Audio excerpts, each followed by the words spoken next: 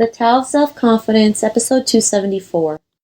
Welcome to the Tao of Self-Confidence, where I share stories of amazing women who have discovered their inner journey to self-confidence. Visit our website at thetaoofselfconfidence.com. Your inner journey to self-confidence awaits. Well, hello friend. Welcome to the Tao of Self-Confidence, where I share stories of amazing women who have discovered their inner journey to self-confidence. I'm your host today, Sheena Yap Chan, and today I have a phenomenal woman on the show today. She is a plus-size fashion blogger, and she also co-owns two companies, which is called Adevi Clothing and The Cult Curve, and I'm just really excited to have her on and share her story with us today. And without further ado, I'm going to introduce you to Ratnadevi Manokaran. Ratna, how are you today? Maybe you can fill in a little bit more about yourself to our listeners. Hi, thank you so much for having me, Sheena. I love the idea of supporting women and empowering women, and I'm truly honored to be part of this and also very grateful. A little bit about me. I graduated with a business degree and I started to work in a call center for about 6 years or so. While working, I always felt like I was not really living or not really utilizing my potential. And I truly felt like the job that I had, like it was just to make ends meet. And I was always looking out for something better, but I never knew what the better was, you know. So I stayed in my job for about 3 years. I saved enough money to backpack in New Zealand for about 7 months. But when I came back, I was so assured that, okay, what I wanted to do was to travel. But I came back broke, and so I had to take another job. And again, I worked in a call center. This time I made a little bit more money, but I was still very unhappy. And I felt like in my inner sense of being that what I wanted to do was to travel, you know. All I wanted to do was travel and enjoy life, and that's all. So while working the other job that I had, I decided that, you know, I had to leave, and I went backpacking again for about a few months. And while traveling, I had to decide really at that point whether I wanted to continue backpacking or if I had to go and get a job and save money so that I can travel again. And then at that point, I looked at my partner and I said, look, I think I'm going to go back to the call center because I don't have a choice. This is the only thing I know how to do. And then he tells me, you know, but what about this thing you've been talking about for so long? You know, you've always wanted to start a plus size fashion store. You wanted to start blogging, and what about all that? And I'm like, nah, but you know, I don't think I can do it. Like, there were lots of competition, and what if people don't understand my fashion sense, or what if they don't like my fashion sense? And then, you know, I put all the thoughts aside, and we just continued traveling. But one day, like, I just took out my journal. And I remember this because I was in Kanchanaburi and we were in front of this lake, you know, or this river. And then I wrote down like why I wanted to start this business. And my goal the first one was to empower women. I knew at that point, like what I wanted to do was to directly impact somebody else's life. So yeah, I'm an entrepreneur, and that's how I started my company, Adevi Clothing, in 2014. Here in Malaysia. And then I went on to co-own the Curve Cult with my business partner, who's Rani, and we own that in Singapore.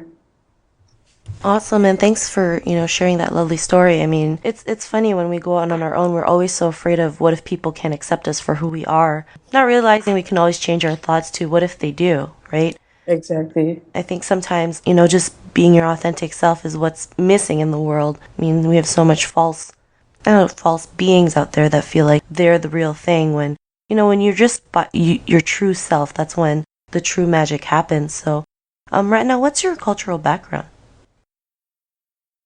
I'm Malaysian Indian, and I was born and bred in Malaysia. Both my parents are also Malaysian Indian. I would say my parents are quite liberal when it comes to certain things, but they're also very traditional at the same time. I don't know how that works, but yeah, that's a bit about my cultural background.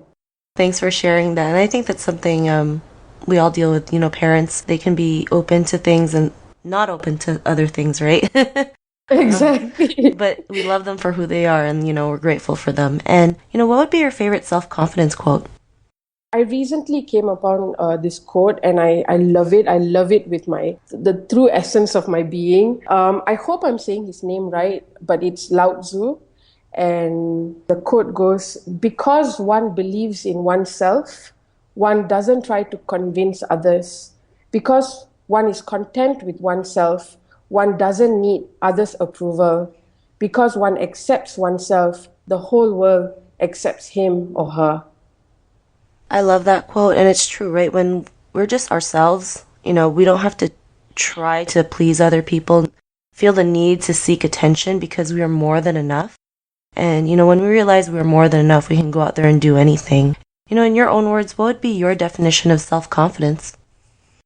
I agree with you. I think when we live our life based on what other people's idea is of ourselves, we start to not live our life in our own truth. And so my definition of self-confidence is when you live your life in your own truth without caring about what people think about you and your choices, because that's the other thing, like people shame us on our choices as well. It's one thing to exist as yourself, but like choosing things and doing things your way, that is also like something that people want to contest with. For me, that's what it means to be confident.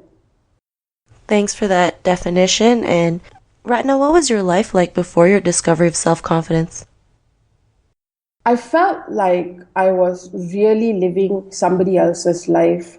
I was always made to feel like I was very different. Like as a teenager, I was very opinionated, but I felt like I couldn't do these things. I couldn't speak my mind. I couldn't express myself because people will always tell me like, oh, you're too opinionated, you're too passionate, why can't you calm down for a second? And I felt like, oh my gosh, like I couldn't say a lot of things because I did not want to offend someone. I didn't want to feel like I always had to fight. I felt like I was always fighting to tell people like, look, like, why can't I be passionate and be okay? Why can't I be different, and why is different so bad? So I also felt like at the same time, like I tried to please other people, but inside I felt like I was really letting myself down because I let people have their way with me, like in the sense like if they felt like I was too opinionated, then if I kept quiet, I was giving in to them.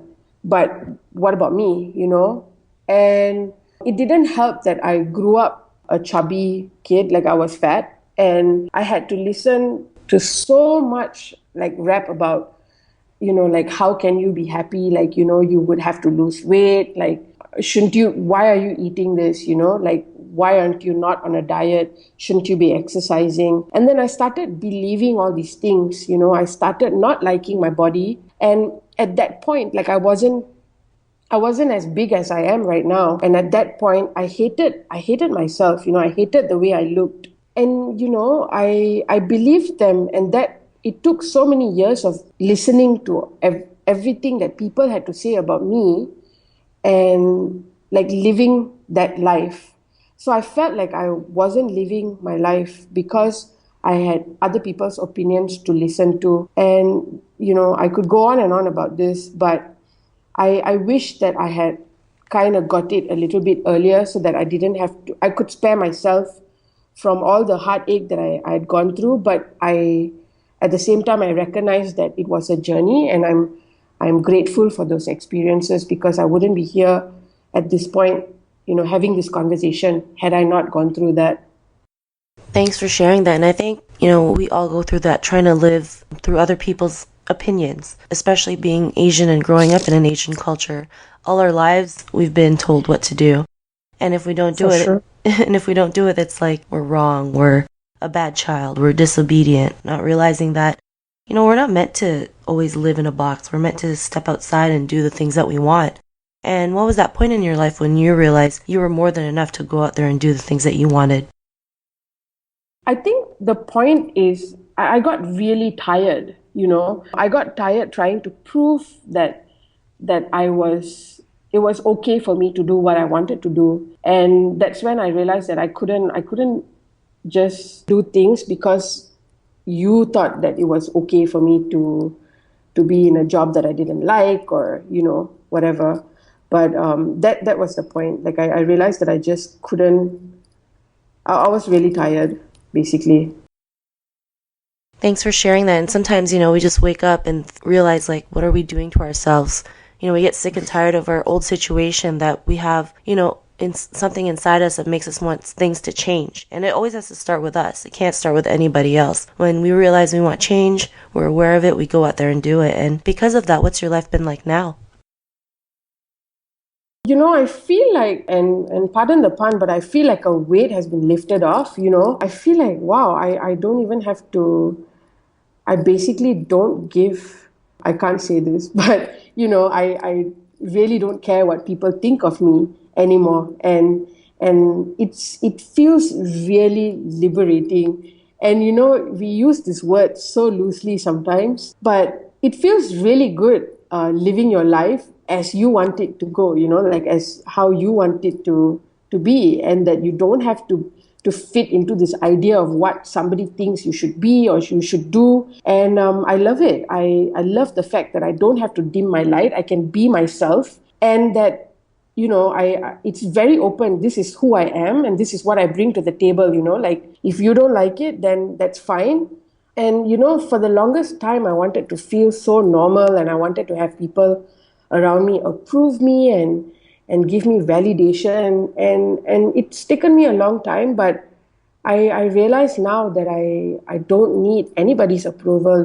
As long as I truly believed in myself, like I was good. And that's how I came to accept who I was. There were lots of things that I hadn't come to accept, my weight, my hair even. And I finally have accepted who I am. And now if anyone says anything, it's going to deaf ears, because it doesn't matter, because I've accepted it. So yeah.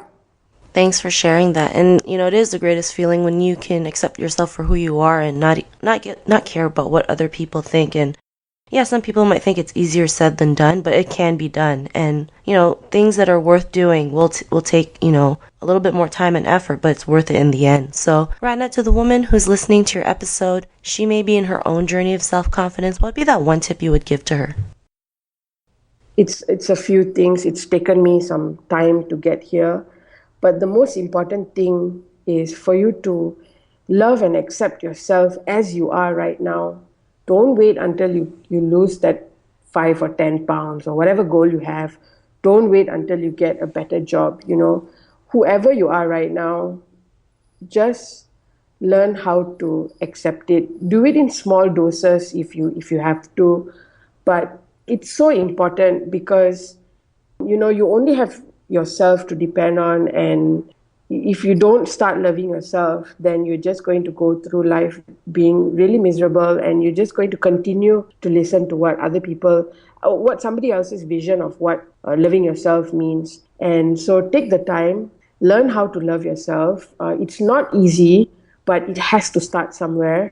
I'm still learning myself, and there are days where I don't even feel like being nice to myself. I feel like, oh, let's just sit on the couch and watch Netflix. But I still take the time to be good to myself, whether it means a pedicure or a walk in the park with my dog or something. I think it's so important to unlearn what we've been taught, over the years, and to relearn how to love yourself, because in the end, that's what really matters, to love yourself unconditionally. Thanks for sharing all those tips. And it's so true. We have to learn to love ourselves and kind of let go of what other people think of us. And the moment we start doing that, the more we can go out there and do the things that we want, that we truly want. So, Ratna, if our listeners wanted to get to know a little bit more about you and what you do, is there any links or social media profiles we can connect with?